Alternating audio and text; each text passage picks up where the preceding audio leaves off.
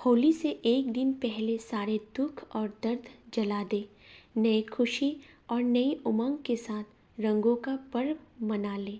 हर हर महादेव दोस्तों, स्वागत है आप सभी का मेरी इस व्रत कथा कहानी चैनल में। प्राचीन पर्वों की यही सुंदरता है कि इनके पीछे छिपे पौराणिक राज हमें आकर्षित करते हैं। होलिका दहन का अभिप्राय और इतिहास। होलिका दहन का पर्व संदेश देता है कि ईश्वर अपने अन्य भक्तों की रक्षा के लिए सदा ही उपस्थित रहते हैं। होलिका दहन होली त्यौहार का पहला दिन फाल्गुन मास की पूर्णिमा को मनाया जाता है।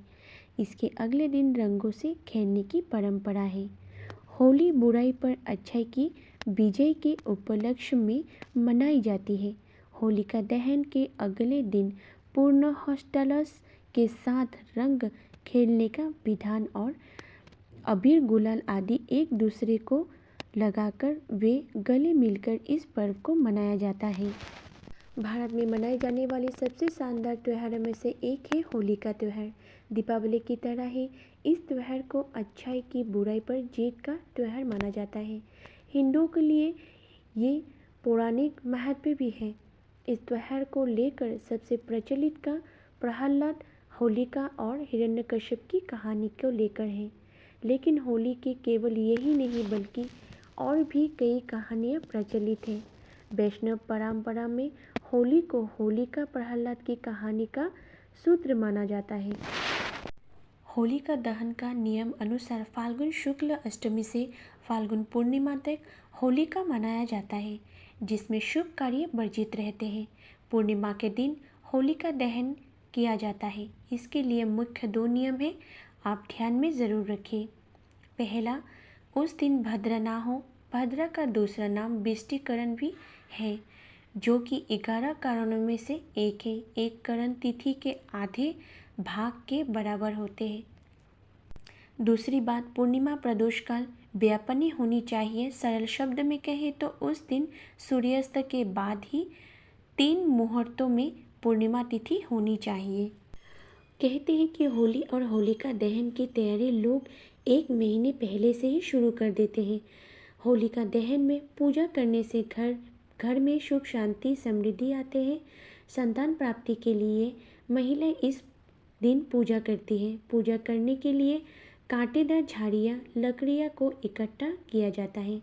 फिर होली से एक दिन पहले शुभ मुहूर्त में होलिका का दहन किया जाता है। होलिका दहन का शुभ मुहूर्त के बारे में हम लोग जान लेते हैं, साथ ही जानेंगे क्यों जलाते हैं हम लोग होलिका को। 24 मार्च 2024 को इस बार होलिका दहन है। इस दिन सुबह 9:47 से ही भद्रकाल लग रहा है, जो रात्रि 10:50 तक रहेगा। इस भद्रकाल में होलिका दहन शुभकारी नहीं होता है। इसके बाद ही होलिका दहन करना आपके लिए मंगलकारी और शुभ होगा। ऐसा मान्यता है कि इस दिन स्वयं को ही भगवान मान बैठे हिरण्यकश्यप ने भगवान की भक्ति में लीन अपने ही पुत्र को अपनी बहन होलिका के द्वारा जीवित जला देने का चाहा था। होलिका भगवान ने भक्त पर अपनी कृपा और प्रहलाद के लिए बनाई चिता में स्वयं ही होलिका जल मरी। तभी से इस दिन होलिका दहन मनाने की परंपरा शुरू हो गई। अब जानेंगे होलिका दहन की पूजा विधि।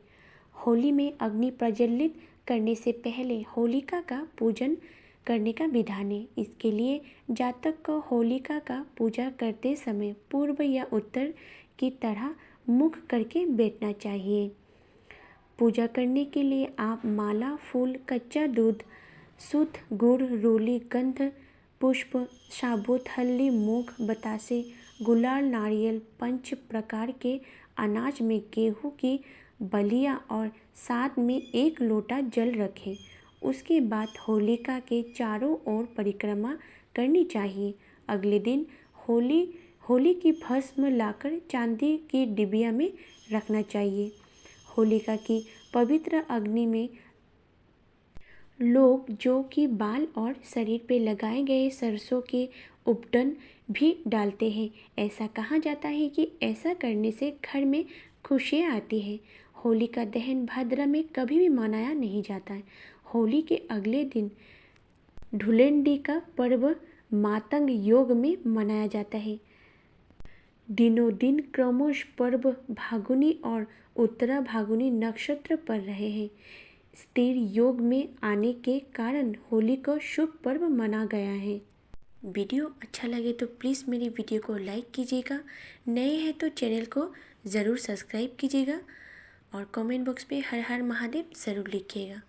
आपके कमेंट से मुझे अपना वीडियो बनाने का उत्साह बहुत मिलता है। तो मेरी वीडियो को देखने के लिए आप सभी का धन्यवाद।